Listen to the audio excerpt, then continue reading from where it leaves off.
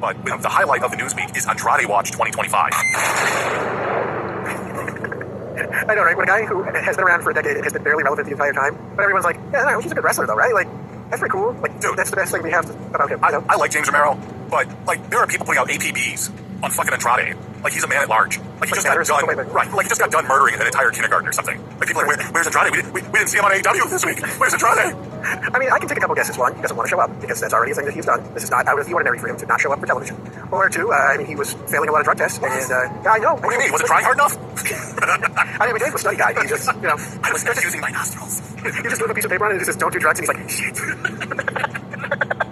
I can't study this. It makes no sense. No, like zero drug. Yes, Andrade, no drugs whatsoever. Oh, no, me gusta. Yeah, I don't know, man. It is pretty fucking hilarious when you put it into account. Like, well, where is Andrade? Where did he go? It's like, I don't fucking care. You know, Brian of the Brian and Alvarez, or Brian and Meltzer Alvarez, whatever. Whatever, who cares? You know, he chimed in on where in the world is Andrade, and Alvarez said, I was told that he's not hurt. Wherever he is, he's not hurt. He didn't get himself fired. Apparently, something is up involving his WWE non-compete. I was given the impression that it could be something that can be resolved quickly, or it could be something that might be resolved for a while. Wow. It can either happen now or later. Shit. It can either snow or be a beach day. Which one's it going to be? It's going to rain or not rain. Oh, shit. But he says, college for that. I don't know. It's something definitely related to the non-compete. And then Dave, in his infinite response to Brian, he says, that's what I've been hearing.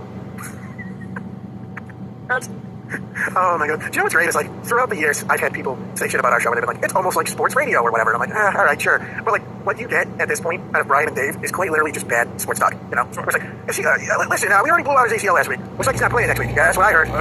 Yeah, we know. You blew out his ACL. Yeah, right? I mean, at least give us some context where you heard that, right? If Dave wanted to chime in that, well, my sources within WWE said that it's something different, or they're confirming it, like, do you know what I mean? So, I have no problem with that. You're right in that sense where it's bad sports radio. I'm not defending these nuts whatsoever. I'm just saying, give people a reason to understand why you're just like, yup. Jumping Jeff Meltzer, you know? That's right. You heard it here first. Right. Yep. That's it. Oh, damn, dude.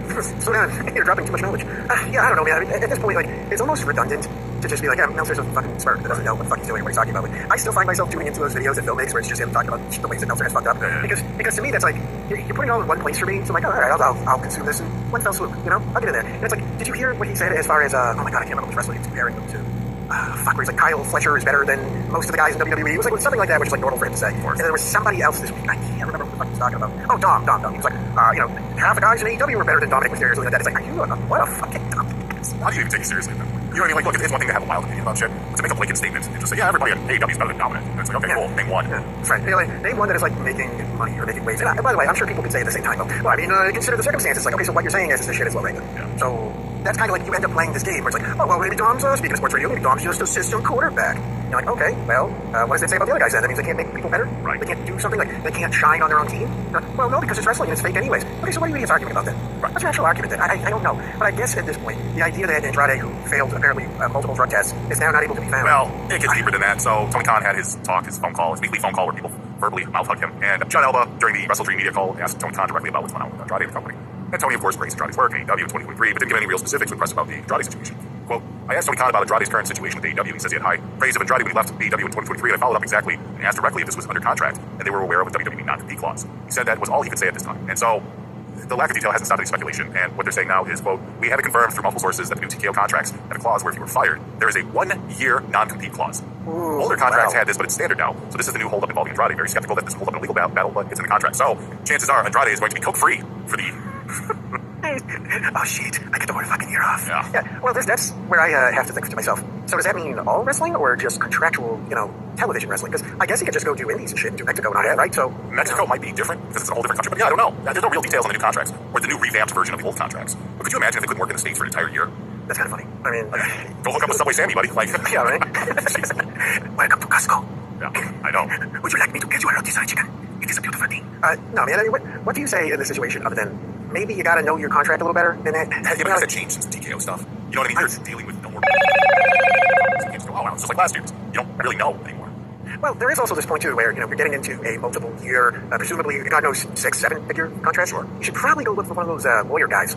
He is. He's lawyering up. There's no fucking way in hell he's not. No, I mean, before you sign the fucking thing, how about you find a fucking lawyer? And by the way, I'm sure in the circumstance, too, you can hear somebody be like, well, maybe it's a language barrier thing or whatever. I'm like, they're lawyers. Well, let's speak Spanish. I was going to say, that's probably a better reason to have a lawyer. Yeah. It's like the word. It goes like, imagine you walk in for a job and they're just like, yeah, sign this paper in German. You're like, yeah, what could go wrong? Vince is like, would you like a Coke, pal? And Andrade's like, definitely. Yes. You know what? Maybe there was a lawyer present, and the lawyer just did it. Like, he says to the lawyer, he just goes, so what is the policy on doing big fat lines of cocaine? And then they go, well, what did he say? He's like, oh, nothing. He's asking about PTO. They're like, oh, he signs it as Johnny He's like, did you ask about the cocaine? And he's like, oh, yeah, it's cool. Don't worry. They're cool. He's like, yeah, I knew they would be cool.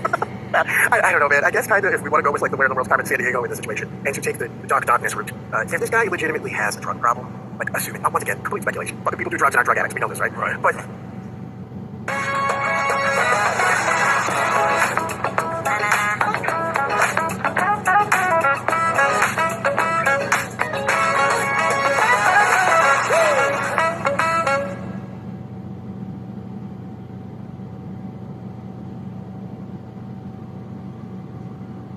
they're gonna love my resume, but I gotta find the right word.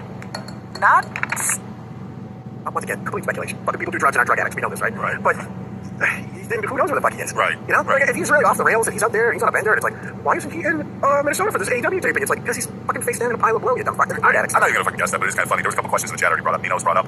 So is it a paid year off, basically? I would assume it has to be, maybe even at a lesser rate. But Yeah. unpaid non-compete clause, that won't stand up in court. There's no way. There's no way. Probably, especially with an independent contractor deal. Yeah, you're right. Maybe at a reduced rate they'll pay them, but also at the same time, if you think about it, like if you're firing a guy specifically because of drug usage, you know, let's just play into this. We don't know. Here's a conjecture.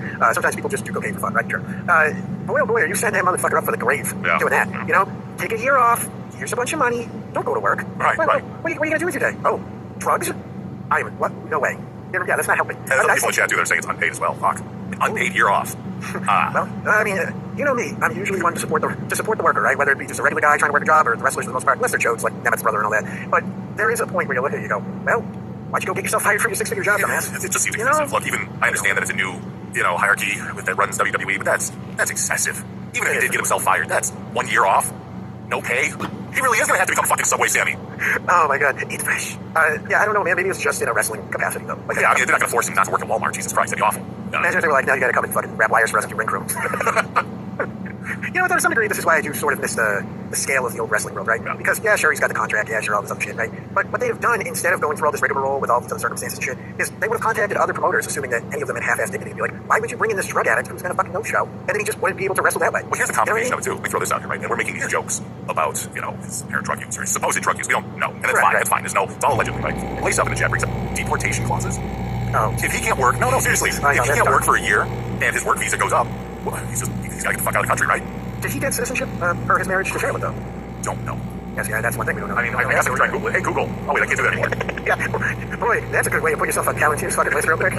Oh my god. Hey, Google, what happens if I marry a lady for citizenship? Fucking the word just explodes. Right. Fucking Slim Jim commercial in the 90s. Yeah, I don't know, man. Maybe he does, like I said, have citizenship from his marriage. Yeah. Google's first response is that the provided information does not specify Andrade, Manuel Alfonso Andrade Oropeza is a U.S. citizen, so he's not saying that there. His background indicates he's a Mexican professional wrestler, born in Gomez, Palacio, Durango, Mexico, and began his career in Mexico with the name Brillante Jr., blah, blah, blah, while he's signed with WWE and AEW. There's no mention of any citizenship status in the available sources. So, well, you know what, though, for what it's worth, he was with her for a long time, you know? And I'm not, like, trying to be like a dick and be like, well, come on, he put in the years. But, like, if you're married to somebody who's an American citizen, you've been with them for, whatever, half a decade or so, right. You would assume that they'd be like, all right, this shit was legit. It's not like you were, trying to fuck around and sneak your way in, It's like, I want to sneak in and get all that no health care and $7 an hour jobs. Lucky duck.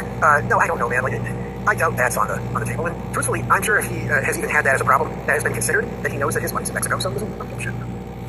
Maybe. I don't know. I would think that, you absolutely care when the predominant audience has been watching you has been an American audience, one, a Mexican one, and you're right, you can go back there and it's fine. But I don't know. Don't you think that's kind of like uprooting your life a little bit? Being forced not out of your job, not being able to work anywhere else around, and now you gotta go back home. It's like, well, I know, he's doing really well. Yeah, I was gonna like, come on, man, this is awful. And I don't even know if he's even thought about that. Because it doesn't seem like it's being brought up anywhere. The first time I saw it was brought up here in our chat, just as a tongue-in-cheek kind of statement. But it really is something he should be worried or concerned about, especially with the way, the country's kind of cracking down people that may or may not belong here. So, well, that's why every time I now see these things where like WWE talent is constantly flying and traveling, you're going from place to place to place. I'm like, that could be a really interesting outcome. Sure. If one of these Barney Fifes fucking pull on fucking what's his name, Phoenix and Penta, and they're like, whoa, we're gonna get you, dangerous game member. Yeah, but if you're in the company, Trump loves his WWE. Trump, big fan of the WWE. I'm pretty sure if you're working for that company, you've got carte blanche. Oh, well, that's what I'm saying is I'm sure you would after the fact, but Yeah.